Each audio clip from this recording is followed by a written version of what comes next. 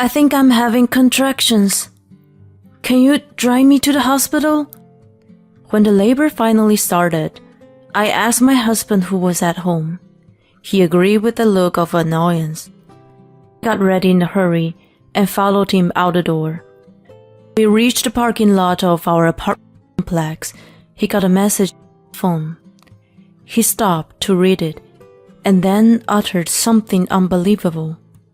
I've been invited to have drinks with my co-workers. I gotta go now. What? I couldn't believe my ears. There I was, enduring the massive pain, and he was going to a dinner party. I desperately pleaded with him. Are you kidding me? I'm having contractions right now. He just shrugged it off, saying, Take a taxi or something. You'll be fine. Seriously? Wait! As I was about to protest, another wave of pain hit, and I crouched down on the ground. Without even glancing at me, he hopped in the car and drove away, leaving me behind. At that moment, I was quietly seething with anger. I swore to myself that I wouldn't let him get away with it. Little did I know, he would end up begging for my help later on. I'm Sabrina, a 29-year-old part-time homemaker. I'd like to share a bit about my background first. My father, Harold, is 62 years old, and my brother, Simon, is 4 years older than me. My mother passed away when I was in grade school due to illness. She was fragile, but kind, and I still remember her fondly. I mourn her loss deeply. My father and brother took care of me and raised me with lots of love following my mother's passing. My father is a high school physical education teacher and holds a black belt in judo. My brother, who's been trained by my father since a young age, became a police officer and is also a judo expert. They both have intimidating and tough exteriors, but they're actually down to earth and shower me with love and care. I can't thank them enough for that. So, when I got engaged and introduced my partner, I was really excited. I met Kai through work. He was a sales rep of my company's counterpart.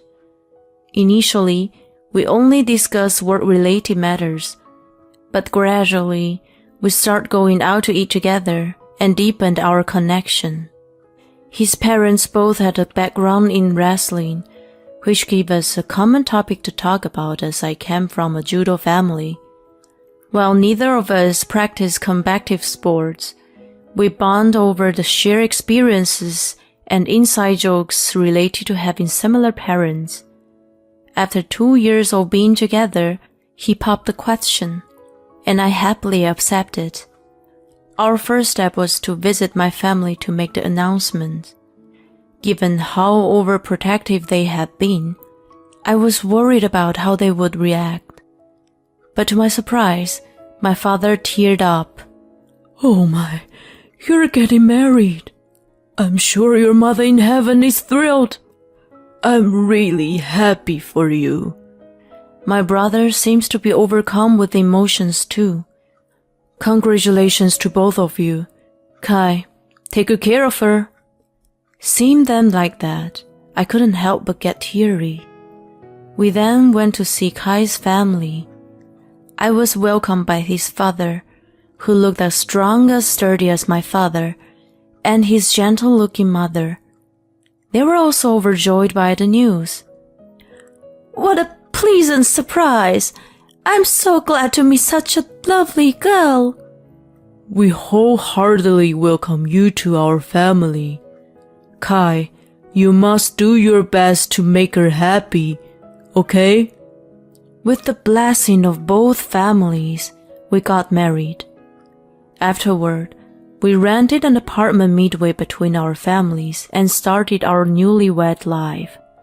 I was looking forward to spending some romantic time together. However, my expectations were quickly shattered. He didn't help with any household chores. He even made chauvinistic comments like, "Housework is a wife's job. Show more respect to your husband." Despite often working late and on weekends, his attitude remained imposing. Still, I loved him, so I endured it and took care of the house by myself. Half a year after our marriage, I found out I was pregnant. I shared the news with him, expecting him to be thrilled, but all he said was, "Oh yeah?" I was disappointed, but my happiness was undeniable. I immediately told both our sets of parents. They were excited, especially my father, who seemed overwhelmed with joy. "I will be the grandfather, huh? This is the best thing ever. Take good care of yourself, Sabrina." My in-laws were equally supportive. "If there's anything we could do to help, just let us know. Don't be shy, okay?" Everyone seemed to be over the moon, and I was looking forward to a healthy and happy pregnancy. I hoped that Kai would change his way, knowing he was going to be the father. Soon after, I started experiencing morning sickness. It was more severe than I had ever imagined. It felt like I was being rocked on the boat all day long, leaving me unable to get out of the bed. When I explained my condition to my workplace, they recommended taking a leave of absence, which I gratefully accepted. I was spending most of my time at home, but there were days when I couldn't do any chores. On that day, I was bedridden from the morning, unable to do anything, when Kai returned home late. "Hey, why are you in bed? Where's my dinner?" "I couldn't make it. I'm not feeling well. Sorry, but you can have the frozen meals in the fridge." "You were at home all day, and you still couldn't do the housework?" He yelled at me in frustration. I tried to make him understand my suffering, but he wouldn't listen. Instead, he said with a stern face, "Pregnancy isn't an illness. Don't use it as an excuse to skip work and chores. Now, make me dinner." Before I could respond, I rushed to the bathroom, feeling a surge of nauseousness. He continued to throw hurtful words at me. "Don't think for a moment that you can earn sympathy." "That's not my intention. I'm really suffering here." He let out a deliberate sigh. "Just do what you're supposed to do. If there's no food when I get back next time, you'll regret it." In the end, I cooked his dinner while battling nausea. He didn't show any concern for me during my pregnancy, and he continued to damage perfect housekeeping just as he did before. He was often away from home but criticized me at length when he returned, scolding me for not doing the chores as expected. My life was becoming unbearable, and the idea of divorce crossed my mind multiple times. However, thinking about my family and in-laws, who had been so happy about our marriage, I couldn't bring myself to confide in anyone. I couldn't bear to take the father away from our unborn child either. So, I endured it desperately. As time passed, I entered the last trimester of my pregnancy. The due date was approaching, and I asked Kai to be home as much as possible. However, he continued work late, as if nothing had changed. That day, it was raining cats and dogs, and thunder starting rumbling as the hour passed. I could feel contractions in my abdomen, but I was at ease as Kai was at home. Around 8 p.m., my stomach started cramping. I measured the intervals and realized the pain was coming every 20 minutes. I was in labor and needed to get to the hospital. Feeling anxious, I asked Kai, "I think I'm in labor. Can you drive me to the hospital? He agreed with a look of annoyance. I got ready in a hurry and followed him out the door. When we reached the parking lot of our apartment complex, his phone beeped. He stopped to read the message and then uttered something unbelievable. I'm invited to have drinks with my coworker. I gotta go now. What? I couldn't believe my ears. There I was, enduring the massive pain, and he was going for drinks. I desperately pleaded with him. Are you kidding me? I'm in labor right now. Take a taxi or something. You'll be fine. Seriously? Wait. As I was about to protest, another wave of pain hit, and I crouched down on the ground. Without even glancing at me, he hopped in the car and drove away, leaving me behind. At that moment, I was quietly seething with anger. I swore to myself that I wouldn't let him get away with it. I didn't have the luxury to dwell on that and try to call a taxi, but due to the heavy rain, it was impossible to find one.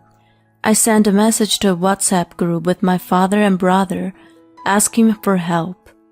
30 minutes later, they arrived in a panic frenzy. They rushed over to me as I crouched in the parking lot. Oh my God, are you okay? Get in the car quickly and head to the hospital. My brother picked me up and helped me into the car. My father looked perplexed and uttered, What on earth is Kai doing at a time like this?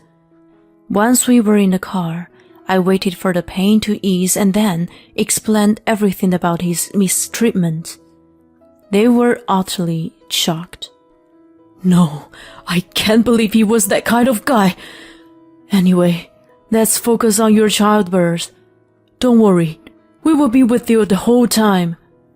And so, we arrived at the hospital. By then, the contractions were coming every 5 minutes, and I was soon on the delivery table. Later that night, I gave birth to my daughter. The delivery progressed quite quickly, and the doctor mentioned that I might have delivered the baby in the car if I hadn't arrived then. I cradled my adorable tiny daughter in my arms. My father and brother, who had been my side without a moment's rest, were also moved to tears when they saw her. Congratulations, Sabrina. You did great. You should get some rest now. Exhausted from giving birth, I quickly fell asleep. After some time, I was awakened by the repeated calls on my phone. The caller was Kai. I tried to ignore it and focused on asking the nurse for advice on caring for the baby. Meanwhile, my phone kept ringing, and I worried that it'd wake my sleeping baby. So, reluctantly, I answered the phone. Right away, I heard Kai's panicked voice. Sabrina, help me! In a flat and cold tone, I replied, Who is this? What? He sounded baffled. You must have the wrong number, so I hung up. As I was about to end the call, he urgently shouted, Wait! When I came home this morning, your father and brother were there, and they've been giving me hell. They've been scolding me for 2 hours now, and it looks like they're about to beat me up. Help me, make them leave. I see. Well, I unilaterally hung up the phone. Afterward, my friends dropped by, delighted to see the baby's face. When my close friend Kat, who used to work with me, came over, she hesitated before revealing something. I'm sorry, it's not so appropriate for me to bring this up now, but what she told me was shocking, and I clenched my fist in anger. The next day, I was discharged from the hospital. When I returned home with the baby, I was met with a surprising sight. Kai was sitting cross-legged in the middle of the living room with a badly swollen face. My father, brother, and in-laws surrounded him, glaring at him. As soon as Kai saw me, he cried out, "Honey, you're back! Help me!"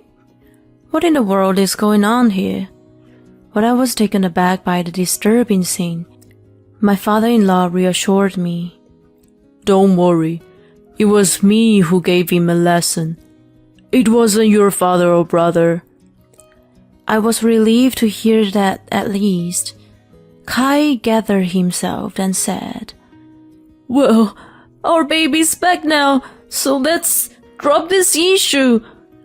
I've reflected on my actions enough. Honey, let me hold her." He stretched out his arms toward me. I immediately stepped back to protect the baby.